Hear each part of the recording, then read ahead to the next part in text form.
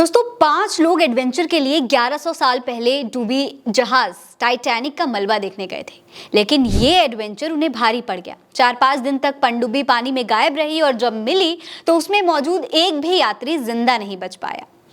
1912 में टाइटैनिक जहाज डूबा था दोस्तों। इतने सालों बाद भी लोगों में उस जहाज को लेकर एक्साइटमेंट बहुत है। कोई भी उस घटना को भूल नहीं पाया है। उसमें हजारों लोगों की मौत हो गई थी और आज एक बार फिर टाइटैनिक से जुड़ी एक दुखद घटना हो गई।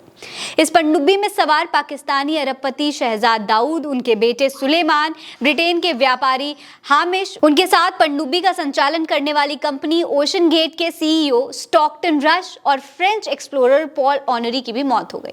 असल में दोस्तों, जब ये लोग पनडुब्बी में सवार होकर टाइटैनिक का मलबा देखने समुद्र के अंदर गए थे, उसके कुछ देर बाद ही पनडुब्बी कहीं गायब हो गई थी। अपनी शिप से उनका कनेक्शन भी टूट गया था। इसके बाद से बचाव अभियान चल रहा था, लेकिन अब जाकर इस पनडुब्बी का मलबा समुद्र की सतह पर पड़े होने की जानकारी सामने आई।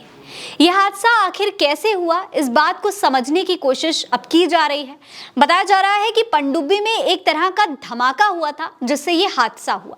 माना जा रहा है कि विनाशकारी अंतस्फोट यानी कि इंपोजन की वजह से पनडुब्बी तबाह हो गई।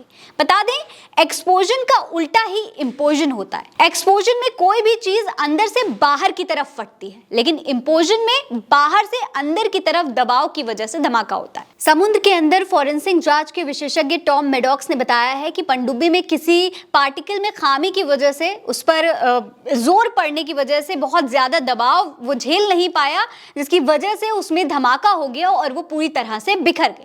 दोस्तों, समुद्र की गहराई में पानी का किसी भी चीज पर दबाव बहुत ज्यादा होता है। धरती के मुकाबले आप समझ सकते हैं कि 350 गुना ज्यादा होता है। ऐसे में अगर पनडुब्बी में एक छोटा सा लीक भी होगा तो भी इंपोजन होने की संभावना होती है।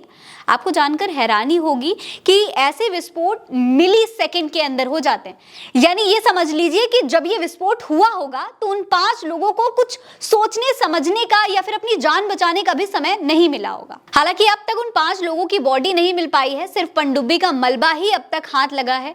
और जिस तरह का विस्फोट का अंदाजा इस मलबे को देखकर लगाया जा रहा है, उससे लग रहा है कि यात्रियों की बॉडी मिलना मुश्किल है। इस खबर में इतना ही। ये खबर आप उल्टा चश्मा यूसी पर देख रहे हैं। मेरा नाम